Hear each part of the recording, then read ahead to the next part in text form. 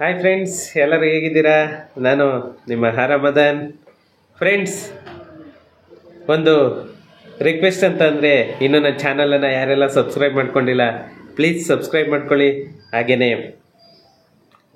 ನನ್ನ ವಿಡಿಯೋಸನ್ನು ಶೇರ್ ಮಾಡೋ ಮುಖಾಂತರ ನನಗೆ ಸಪೋರ್ಟ್ ಮಾಡಿ ಅಂತ ಹೇಳ್ಬಿಟ್ಟು ರಿಕ್ವೆಸ್ಟ್ ಮಾಡ್ಕೊಳ್ತಾ, ಇವತ್ತು ಒಂದು ತುಂಬಾ ಮುಖ್ಯವಾದಂಥ ಕಾನ್ಸೆಪ್ಟನ್ನು ತೊಗೊಂಡು ಬಂದಿದ್ದೀನಿ. ಅದ್ರ ಬಗ್ಗೆ ಮಾತಾಡೋಣ ಬನ್ನಿ. ಟೈಮ್ ವೇಸ್ಟ್ ಮಾಡೋದು ಬೇಡ, ನಾವು ವಿಡಿಯೋಗೆ ಹೋಗೋಣ.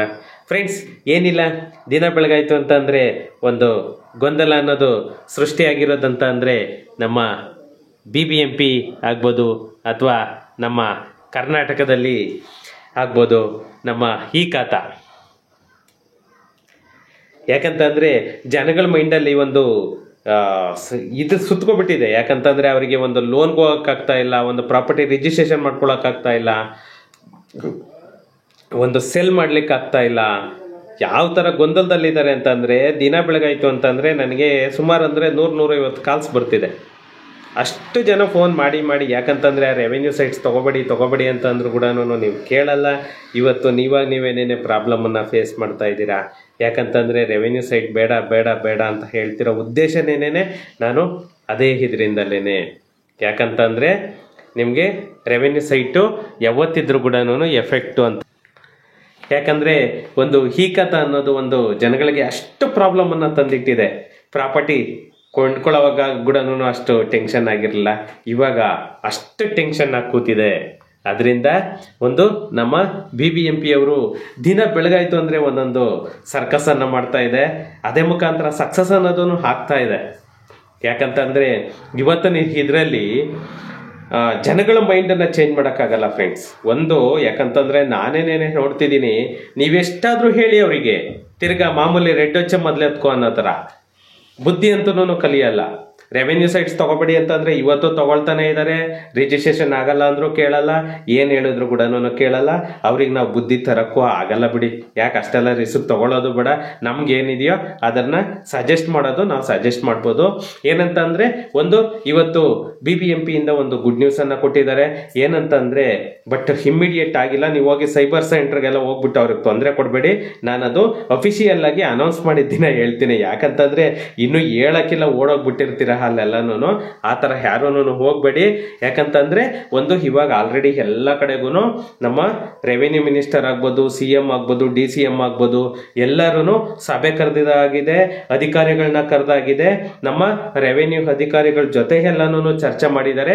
ಇದಕ್ಕೆ ಈ ಸಮಸ್ಯೆನ ಯಾವ ಥರ ಬಗೆಹರಿಸಬೇಕು, ಎಷ್ಟು ಬೇಗ ರೀಸಾಲ್ವ್ ಮಾಡ್ಬೋದು ಅಂತ ಹೇಳ್ಬಿಟ್ಟು ಕೂಡ ಇದು ಮಾಡಿ ಒಂದೊಂದು ಹಂತವಾಗೇನೆ ಸ್ವಲ್ಪ ಫಾಸ್ಟ್ ಪ್ರೋಗ್ರೆಸ್ ಅನ್ನೋದನ್ನ ಮಾಡ್ಕೊಂಡು ಹೋಗ್ತಾ ಇದ್ದಾರೆ.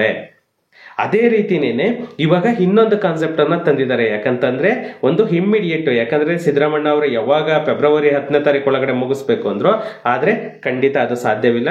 ಮಿನಿಮಮ್ ಅಂದ್ರೂ ಇನ್ನು 2 to 3 months ಅಂತೂ ತಗೊಳುತ್ತೆ. ಡೋಂಟ್ ವರಿ, ಯಾರು ಡೆಡ್ ಲೈನು ಅಂತ ಹೇಳ್ಬಿಟ್ಟು ಅಲ್ಲಿ ಹೋಗಿ ತೊಂದರೆ ಕೊಡಕ್ ಹೋಗ್ಬೇಡಿ.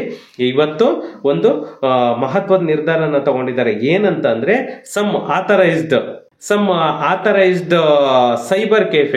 ಸೈಬರ್ ಕೆಫೆಗಳು ಕೂಡ ಅದನ್ನ ಕೊಡಬೇಕು ಅಂತ ಹೇಳ್ಬಿಟ್ಟು ಇದು ಮಾಡ್ಕೊಂಡಿದ್ದಾರೆ. ನಿಮಗೆ ಇಷ್ಟು ದಿನ ನೀವು ಹೋಗಿ ಒಂದು BBMP ಆಫೀಸ್ ಆಗಲಿ, ಅಥವಾ ಬೆಂಗಳೂರು 1 ಆಗಲಿ, ಅಥವಾ ಸೇವಾ ಸಿಂಧು ಕೇಂದ್ರ ಆಗಲಿ, ಅಲ್ಲಿಗೆ ಹೋಗ್ತಾ ಇದ್ರಿ.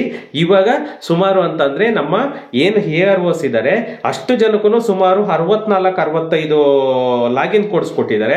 ಆ ಲಾಗಿನ್ ಕೋಡ್ ಅಲ್ಲೇನೆ ಸೈಬರ್ ಕೆಫೆಗಳು ಕೊಡ್ತಾ ಇದ್ದಾರೆ. ಅಂದ್ರೆ ಒಂದಷ್ಟು ಸೈಬರ್ ಕೆಫೆನ ಕೂಡ ಟೈ ಅಪ್ ಮಾಡ್ಕೊಳ್ತಾ ಇದ್ದಾರೆ.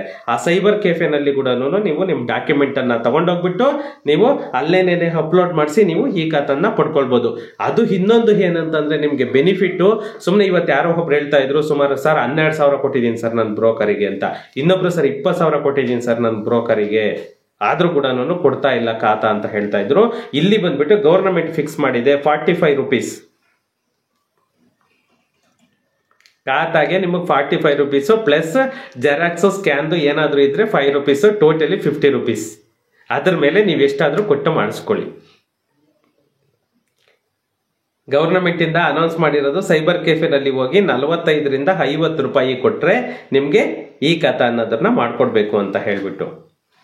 ಬಟ್ ನೀವು ಜೇಬಲ್ಲಿ ಜಾಸ್ತಿ ಇದೆ, ನನಗೆ ಬೇಗ ಇದಾಗಬೇಕು ಅಂತ ಹೇಳ್ಬಿಟ್ಟು ನೀವು ಸೈಬರ್ ಅವನಿಗೆ ಎಷ್ಟಾದರೂ ಕೊಟ್ಟು ಇದು ಮಾಡ್ಕೊಳ್ಳಿ. ಗೌರ್ನಮೆಂಟ್ ಫೀಸ್ ಬಂದ್ಬಿಟ್ಟು 45 to 50 rupees. ಯಾಕಂದರೆ ನಿಮಗೆ ಸಾವಿರ ಯಾರೋ 50,000 ಕೇಳಿರೋ 40,000 ಕೇಳಿರೋ ಅದೆಲ್ಲನೂ ಏನೂ ಇದು ಮಾಡ್ಕೊಳಕ್ಕೆ ಹೋಗ್ಬಿಡಿ.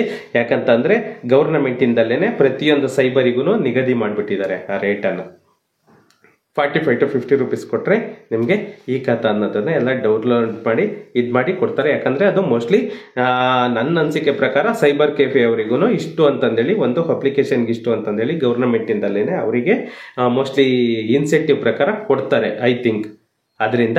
ಅದರಿಂದ ಪ್ರತಿಯೊಬ್ಬರೂ ಅದನ್ನು ಮೈಂಡಲ್ಲಿ ಇಟ್ಕೊಂಡು ನೀವು ಜಾಸ್ತಿನೂ ವೇಸ್ಟ್ ಮಾಡ್ಕೊಳಕ್ಕೆ ಹೋಗಬೇಡಿ. ಏನೇ ಇದ್ರೂ ಕೂಡ ಗೌರ್ನಮೆಂಟ್ ಏನು ಫಿಕ್ಸ್ ಮಾಡುತ್ತೆ ಇದರಲ್ಲೇ ಹೋಗಿ ಒಂದು ದಿನ ಲೇಟ್ ಆಗುತ್ತೆ ಅಷ್ಟೇನೆ. ಯಾರೋ ಬ್ರೋಕರನ್ನು ನಂಬಿ ಥರ್ಡ್ ಪಾರ್ಟಿನ ನಂಬಿ ನೀವು ಮೋಸ ಹೋಗಬೇಡಿ. ಆ ಥರ ಏನಾದರೂ ನಿಮಗೆ ಡೌಟ್ ಇತ್ತು ಅಂತಂದರೆ ನನಗೆ ಕಾಂಟ್ಯಾಕ್ಟ್ ಮಾಡಿ, ಖಂಡಿತ ನಾನು ಸೊಲ್ಯೂಷನ್ ಅದನ್ನು ತಿಳಿಸ್ತೇನೆ. ಓಕೆ, ಸಿಗೋಣ ನೆಕ್ಸ್ಟ್ ವಿಡಿಯೋದಲ್ಲಿ.